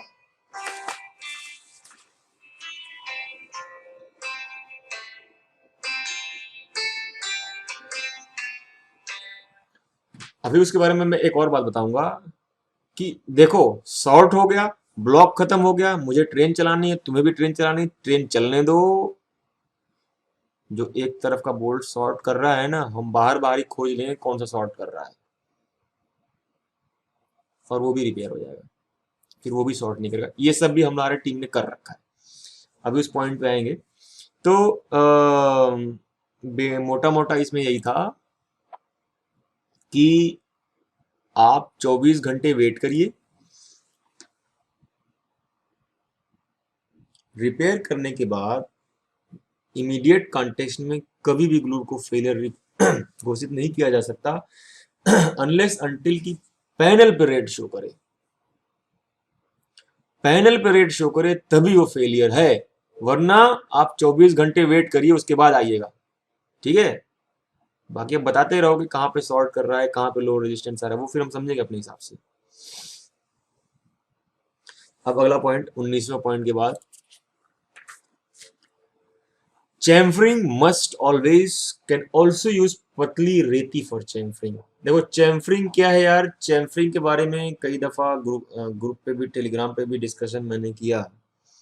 चैम्फरिंग एक ऐसी चीज है जो हमेशा की जानी चाहिए, जितनी दफा आप कोई ज्वाइंट खोलो उतनी दफा उसकी चैम्फरिंग करो। Just to stress this point, ये बात कही गई कि 10 बार खोलो तो 10 बार चैम्फरिंग करो, 20 बार खोलो तो 20 बार चैम्फरिंग करो। चैम्फरिंग से आप कर क्या रहे हो? चैम्फरिंग से आप जो होल है उसका जो एज है, जो उसकी शार्पनेस है एज की, उसको रिड्यूस कर रहे हो, उसको कर्वेचर में कन्वर्ट कर रहे हो। एज का रेडियस क्या होता है? Near zero. और रेडियस ऑफ कर्वेचर क्या होता है? Near infinite. नहीं, एक सेकंड, रेडियस ऑफ कर्वेचर तो आपका हो गया नियर जीरो, और 1/r क्या बोलते हैं मेरे ध्यान में नहीं आ रहा। तो बेसिकली शार्प एजेस जो है they are prone to fracture because of concentrated stress that happens. जब आप मटेरियल साइंस पढ़ोगे तो आपको मालूम होगा कि जहां पे भी शार्प एजेस होते हैं किसी मटेरियल में, स्ट्रेस्ड मटेरियल में, तो वहां पे इंटरनल स्ट्रेसेस बहुत हाई चले जाते हैं। तो आप करो उसको स्मूथ करो। लोगों ने अच्छे अच्छे फोटोज भेजे बिफोर एंड आफ्टर के, बहुत जूम इन करके, उसमें साफ साफ दिख रहा है कि पहले एजेस हैं, बाद में एजेस जो है घिस गए हैं, एजेस की चौड़ाई बढ़ गई क्योंकि वो घिस गए। और इस बात का सबको डिवीजन में भी बहुत वो है कि यार चैम्फरिंग होती कि नहीं होती। अच्छा, चैम्फरिंग तो होनी चाहिए। एक आपको मैं ट्रिक बता दे रहा हूं, अगर आपके पास चैम्फरिंग किट ना भी हो तो आप इस 100 रुपए की रेती आती है, मैं रेती की फोटो दिखाता हूँ आपको। ये हम लोगों ने खरीदी मार्केट से।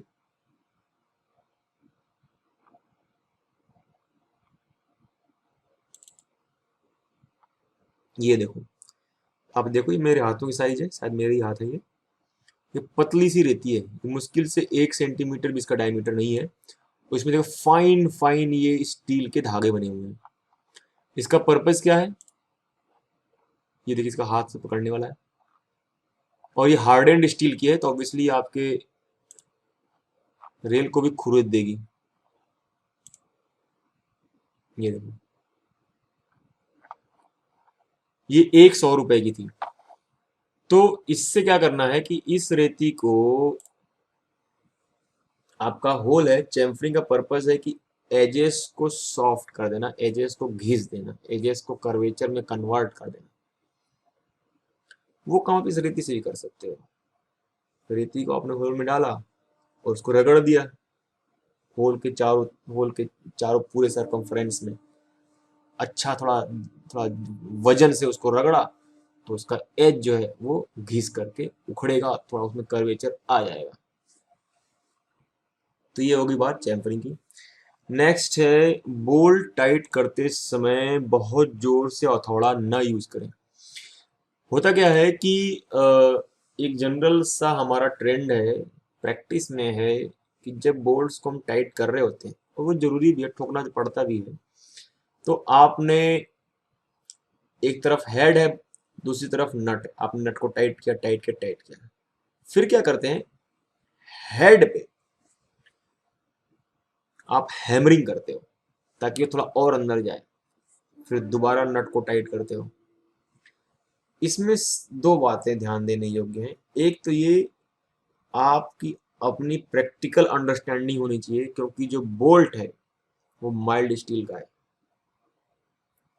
आपकी प्लेट हार्डेंड स्टील की है, क्योंकि वो अलग पर्पज के लिए बनी हुई है, उसकी हार्डनेस ज़्यादा है।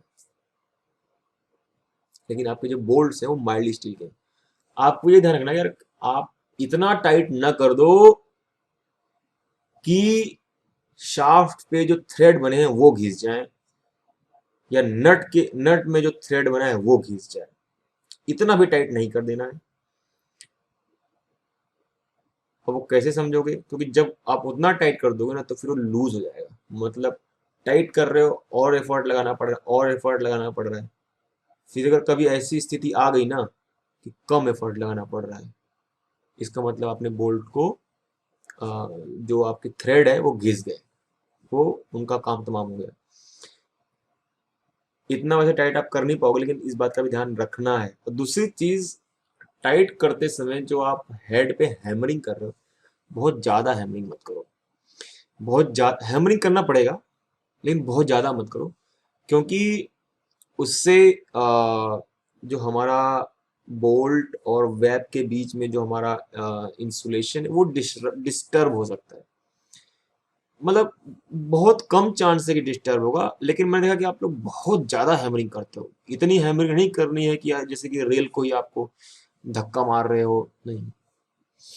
तो ये हो गया 21वां पॉइंट। 22वां पॉइंट है मेगर का अमेजन लिंक। मेगर का अमेजन लिंक मैं आपको देना चाहता हूँ। लिंक मैं वीडियो के नीचे जो है दूंगा, और फिलहाल मैं इसकी फोटो दिखाना चाहता हूँ आपको। देखो, आप ये amazon.in पे MEGGER मेगर टेस्टर सर्च करोगे तो बहुत सारे ऑप्शन आएंगे। अच्छा, इन ऑप्शंस में आपको मिलेगा क्या? इन ऑप्शंस में आपको दो तीन तरह की चीजें मिलेंगी। एक तो ये कि वोल्ट को टेस्ट कर रहा है, करंट को टेस्ट कर रहा है, रेजिस्टेंस को टेस्ट कर रहा है। तो मेगर बेसिकली रेजिस्टेंस को टेस्ट करता है। और टेक्निकली स्पीकिंग तो हमारा रेजिस्टेंस, करंट और वोल्टेज के बीच में एक फिक्स इक्वेशन है।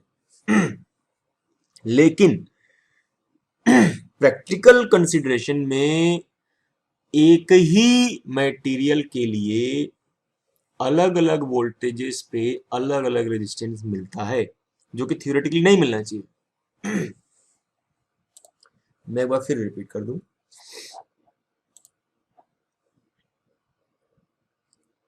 थियोरेटिकली स्पीकिंग करंट, वोल्टेज और रेजिस्टेंस के बीच में एक फिक्स इक्वेशन होता है।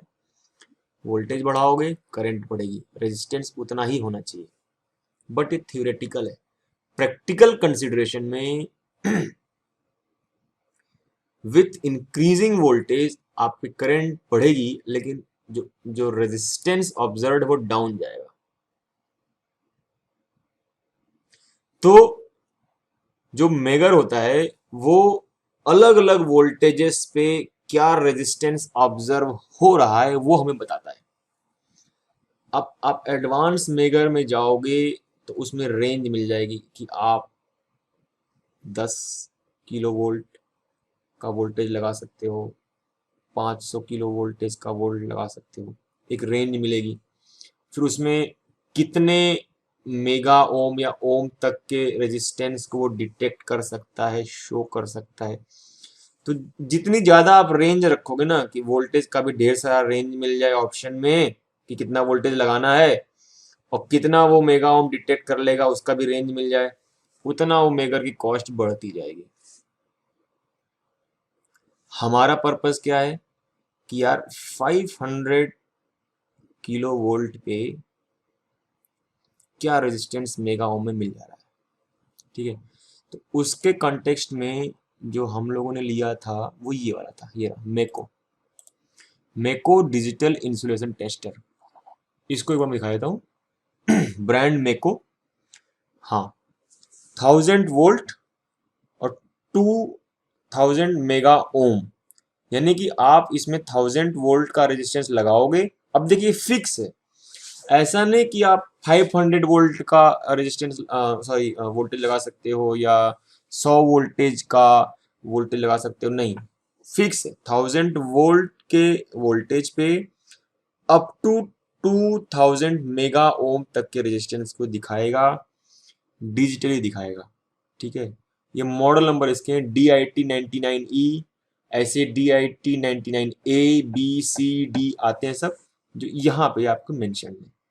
ये रहा DIT मॉडल में 99A B C D E। तो हमने जो मंगाया था वो था ये वाला 500 वोल्ट वाला, ठीक है, DIT99C। तो आप इसको ढूंढोगे तो इसमें मिल जाएगा 500 वोल्ट, इसलिए क्योंकि 500 वोल्ट ही हमारे मैनुअल में प्रिस्क्राइब्ड है, ठीक है। 500 वोल्ट वाला, 500 वोल्ट करस्पॉन्डिंगली जो भी हमारा मैक्सिमम ओम हमारा रेजिस्टेंस आ रहा है 0 से 200 मेगा ओम। तो ये हो गया हमारा। इसका लिंक मैं कमेंट में डाल दूंगा। ये रहा 99C। ये देखो आप 500, इसमें इसमें जूम नहीं कर रहा है, ये 500 है, 500 वोल्ट का है।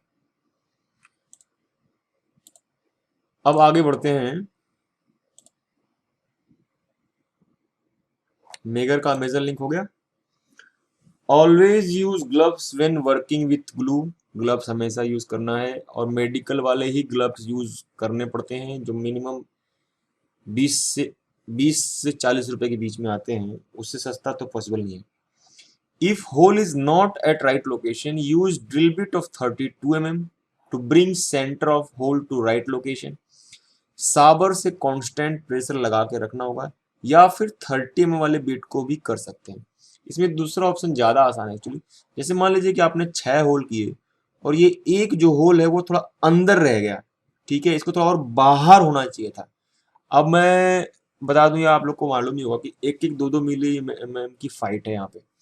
अब अगर 2 मिलीमीटर भी ये होल गड़बड़ हो गया सेंटर टू सेंटर चेक करने पे, तो अब ये 2 मिलीमीटर अगर बाहर ही चला जाए, तब तो हमारा जो फेरूल और बोल्ट सिस्टम अंदर जाएगा तो सेफली स्मूथली चला जाएगा बिना क्रश हुए, डैमेज हुए, और बाकी 5 तो अपनी जगह पे हैं ही, तो ओवरऑल ये ज्वाइंट जो है अच्छा खासा काम कर जाएगा। लेकिन अब करें तो क्या करें कि ये होल जो है 2 mm अंदर बन गया इसका सेंटर, तो कुछ नहीं, आप ये 30 mm का जो आपने बिट लगा रखा है उसमें लगाए रखो, और साबर से इस तरह से प्रेशर सेटअप करो कि कॉन्स्टेंटली साबर से इसमें लेफ्ट पर प्रेशर बना रहे, और आप मशीन को धीरे धीरे रन करते रहो, रोक के चला के, ताकि ये इधर की तरफ ये घिसता जाए घिसता जाए घिसता जाए, यहाँ घिसते घिसते घिसते घिसते वो थोड़ा उसको डायमीटर को बढ़ा लेगा। अच्छा, ये बात सुनने में अजीब लगे, लेकिन इस तरह से भी कुछ जगहों पे प्रॉब्लम्स थी, तो ये ट्रिक यूज करके हम लोगों ने रिपेयर को समहाउ फिनिश किया। और समहाउ फिनिश यूं किया कि वो चलेगा, ऐसी बात नहीं, वो लंबा चलेगा। 5 होल तो अपनी जगह पे है ही एग्जैक्ट लोकेशन पे, एक होल आउट है हल्का सा टाइट, तो उसने पकड़ ही रखा है उसको जैसा उसको पकड़ के रखना चाहिए अपनी जगह पे। मिलीमीटर टू मिलीमीटर फाइट इस बात की हो जाती है कि प्लेट्स तो दोनों अपनी जगह पे हैं, लेकिन वेब का होल आउट है, तो जब हम बोल्ट को इंसर्ट करते हैं तो बोल्ट मान लिया अंदर गया तो गया, लेकिन वेब का होल चूंकि थोड़ा आउट है, थोड़ा आगे है, पीछे है, तो जहां से वो अंदर आ रहा है ना, वेब का होल का एज, वो फेरूल को घिस देगा, रगड़ देगा, फाड़ देगा, और वहीं पे शॉर्ट कर जाएगा। तो बात यहाँ पे शॉर्ट न होने देने वाली बात है। बाकी पकड़ तो अपनी जगह रहेगा ही, वो जो उसकी पकड़ है, ज्वाइंट की स्टेबिलिटी में कुछ नहीं अंतर आने वाला। अब आखिरी पॉइंट है, छोटे बड़े मैग्नेट्स जुगाड़ कर खरीद कर रखिए साथ में। ऐसा है, मैग्नेट्स के बारे में तो मैनुअल में भी लिखा हुआ है, क्योंकि जब भी आप कट करोगे रेल में, लेट्स से कि इनवेरिबली आप स्ट्रिप डाउन रिपेयर कर रहे हो, तब भी कुछ न कुछ बर रहता ही है रेल में, उसको आपको काटना पड़ता है। एंड पोस्ट रिपेयर करो तब भी कुछ न कुछ बर रहता ही है। नया बना रहे हो तो आप तो नया कटी मार रहे हो, तो उसमें जो मेटालिक फाइन एलिमेंट्स हैं आयरन की, उनका वहां नहीं होना चाहिए, उनका वहां होना गलत है, वो वहां न रहे। आप सोचो कि एक आपकी इपॉक्सी और फाइबर क्लॉथ की मैट्रिक्स है, उसमें बीच बीच में आयरन पार्टिकल्स इधर उधर घूम रहे हैं, पड़े हुए हैं, they will cause they might cause sorting.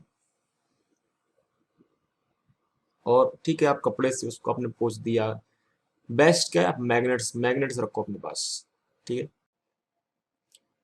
26वां point आखिरी पॉइंट है, और इसको आप बोनस पॉइंट के रूप में समझो, या सबसे धाकड़ पॉइंट के रूप में समझो, क्योंकि इसमें भी अपनी एक बड़ी साइंस है। और इस कॉन्सेप्ट को भी हम लोगों ने 2-3 दफ़ा यूज किया है। पीछे अभी पॉइंट आउट हुआ था ना कि अगर प्लेट एक तरफ की रेल से सॉर्टेड है बट दूसरी तरफ की रेल से सॉर्टेड नहीं है, उस केस में भी पैनल पर रेड शो नहीं करेगा, it is deemed as successful repair.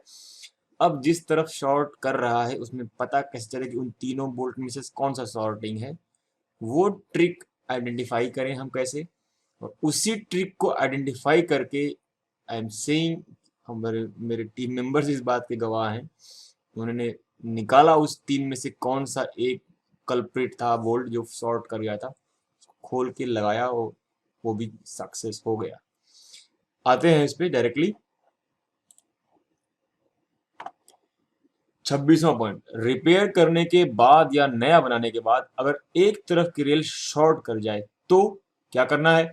Situation क्या है कि आपकी इस तरफ की रेल है, राइट साइड की रेल, अब ये वाली रेल ने इन तीनों बोल्ट पर शॉर्ट करें, क्योंकि जब रेल आपकी एक तरफ की रेल शॉर्ट करेगी ना, तो ये वाली रेल इस बोल्ट पे भी शॉर्ट करेगी, इस बोल्ट पे भी शॉर्ट करेगी, इस बोल्ट पे भी शॉर्ट करेगी, यहाँ के तीनों बोल्ट पर भी शॉर्ट करेगी। मतलब एक मेगर का एक एंड आप इन 6 बोल्ट में या पूरी प्लेट में कहीं भी लगा दो और दूसरा इस रेल के हेड पे लगाओ इस तरफ की, तो शॉर्ट करेगा, शॉर्टेड दिखाएगा, जो रेजिस्टेंस है वो बहुत लो या जीरो दिखा देगा।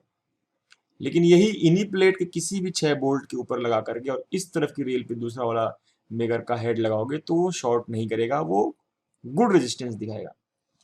अब इसमें ये तो समझ में आ रहा है कि अगर इधर की रेल से शॉर्टिंग हो रही है, मतलब इन्हीं तीनों बोल्ट में से कोई ना कोई एक शॉर्ट किया है, इन्हीं तीनों बोल्ट में से कोई एक का फेरूल है, सिलेंड्रिकल ट्यूब है जो डिसरप्ट हुई है, डिस्टर्ब हुई है, फट गई है, जो भी है। लेकिन अब इन तीनों में से कौन सी है, एक एक खोल करके तो पता करना है कि बेवजह का टेढ़ी खीर हो गया। अब इसमें करना क्या है आपको, पहले आप तीनों बोल्ट को ऊपर से मशीन से थोड़ा ग्राइंड कर दो, मतलब कि बोल्ट का जो हेड है उसके ऊपर हल्का ग्राइंडिंग मार दो to create a good connectivity with mega. देखो रेल का जो हेड होता है वो ऑलरेडी चमचमाता रहता है, वो अच्छी खासी उसकी कनेक्टिविटी बन जाती है। जो आपके बोल्ट्स है ना और जो हेड है वो जंग वंग खाए रहते हैं, कितना भी आप उनको नया ले आओ, वो थोड़ा एक बार ग्राइंडर से जो ना इन तीनों के हेड को घिस दो, ठीक है, इन तीनों के। अब पहला काम ये करो कि मेगर का एक एंड लगाओ इस बोल्ट के ऊपर और इमीडिएटली इसके ऊपर जो रेल हेड है उसके ऊपर दूसरा एंड लगाओ मेगर का, और फिर देखो कि इसमें क्या रेजिस्टेंस बता रहा है। दूसरी दफा दूसरे बोल्ट के हेड के ऊपर और इमीडिएटली ऊपर जो आपके रेल हेड उनके बीच चेक करो, और तीसरी दफा तीसरे बोल्ट के हेड के ऊपर लगा करके और इमीडिएटली ऊपर जो रेल हेड है वहां पे आप मेगर का दूसरा एंड लगा करके रेजिस्टेंस चेक करो। अब इन तीनों केसेस में सबसे कम रेजिस्टेंस जहां बताएगा वही बोल्ट सॉर्टेड है। ऐसा क्यों? मान लीजिए कि इस वाले केस में रेजिस्टेंस बताता है 10 ओम, लेट्स से इस वाले में बताता है 15 ओम, इस वाले में बताता है 25 ओम, तो यही कंक्लूजन निकला कि यही वाला सॉर्टेड है। ये एकदम सॉलिड है ये दोनों, हालांकि रेजिस्टेंस इसमें बहुत कम बता रहा है, लेकिन ये वाला सॉर्टेड है क्योंकि इसका रेजिस्टेंस सबसे कम बता रहा है। क्यों? क्योंकि इसके बोल्ट में और इसके वेब में यहाँ पे सॉर्टिंग है, और आपका path of travel of current क्या है, यहां से करंट गई, यहां से यहां पहुंच गई, बहुत छोटा पाथ है, तो इसका रेजिस्टेंस सबसे कम दिखाएगा। जब आप यहां से और यहां से टेस्ट कर रहे होगे तो path of travel of current क्या है, पहले वो प्लेट रे सॉरी बोल्ट के हेड में होते हुए, फिर प्लेट में होते हुए, फिर यहां के बोल्ट में होते हुए, फिर यहां से वेब में जा करके फिर यहां पे हेड में आएगी। ये आपका path of travel of current है। रेजिस्टेंस इसका ऑब्जर्व रेजिस्टेंस बढ़ जाएगा, और तीसरे वाले केस में चूंकि ये वाला सॉर्टेड था तो यूं गया पाथ, फिर यूं आया और लंबा पाथ हो गया। तो ये हम लोगों ने ये कोई थ्योरेटिकल जार्गन नहीं है कि 3 बोल्ट में से जो सॉर्टेड है उस जगह पे जो इमीडिएट कॉन्टेक्स्ट में आप मेजर करोगे रेजिस्टेंस सबसे लो मिलेगा। कहीं दूर से आप मेजरमेंट लोगे तो घूम करके राउटिंग होकर के जो कनेक्टिविटी बनेगी करंट की, because of the long distance travelled, उसका रेजिस्टेंस ज्यादा शो करेगा। ये तो थियोरेटिकल अंडरस्टैंडिंग थी जो कि सच समझ में आ रही है। इसी को यूज करके हमने 2-3 दफा ऐसे रिपेयर्स को भी सॉर्ट आउट किया है जहां पे सॉर्टिंग हो गई थी। तो त्रिलोचन का तो मुझे ध्यान में आ रहा है, त्रिलोचन ने एक दफा ऐसा किया था, उसका बोल्ट सॉर्टेड था, मैंने कहा कि ऐसे ऐसे करो, देखो किस में सबसे कम रेजिस्टेंस आ रहा है, ऊपर नीचे करके टेस्ट करो, जिसमें सबसे कम रेजिस्टेंस आ रहा है उसी खोलो। खोल के क्या करना है, उसको आपको खोलना पड़ेगा। खोलने के लिए अगर फ्रेश रिपेयर है तो हो सकता है बिना गर्म के खुल जाए, अगर फ्रेश रिपेयर नहीं है तो हो सकता है गर्म करना पड़े। तो जो बोल्ट शॉर्ट है, जिसका सबसे कम रेजिस्टेंस मिल रहा है, ऊपर ऊपर करना है टेस्ट, ठीक है, उसको खोलो, गर्म करो अगर इफ नीडेड, फिर अंदर पूरा 30 mm डाया को साफ करो यूजिंग पेचकस एंड हीट इफ नीडेड, थोड़ा हीटिंग भी करनी पड़ सकती है अंदर, फिर नया इंसुलेटेड बोल्ट लगा दो, बस सिंपल। फिर नया इंसुलेटेड बोल्ट आप लगा दो और होप करो कि सक्सेसफुल। ऐसे हमारे सक्सेस हुए हैं। तो बेसिकली हुआ क्या कि एक तरफ से इंसुलेशन था प्लेट में, दूसरी तरफ से कोई एक बोल्ट शॉर्टेड था जो हमें नहीं पता, पैनल पे रेड शो नहीं कर रहा है, बट ऑब्वियसली एसएमटी का ऑब्जेक्शन है कि शॉर्टेड है, उसको भी अपने सॉर्ट आउट कर लिया। तो ये 26 पॉइंट्स हैं और आई थिंक काफ़ी एग्जॉस्टिव कवरेज है। कुछ और आप इसमें पूछना चाहें तो कमेंट में पूछ लीजिएगा, या मुझे कॉल करके पूछ सकते हैं, या कुछ डिस्कस करना चाहे तो उसके लिए भी कमेंट्स ओपन है।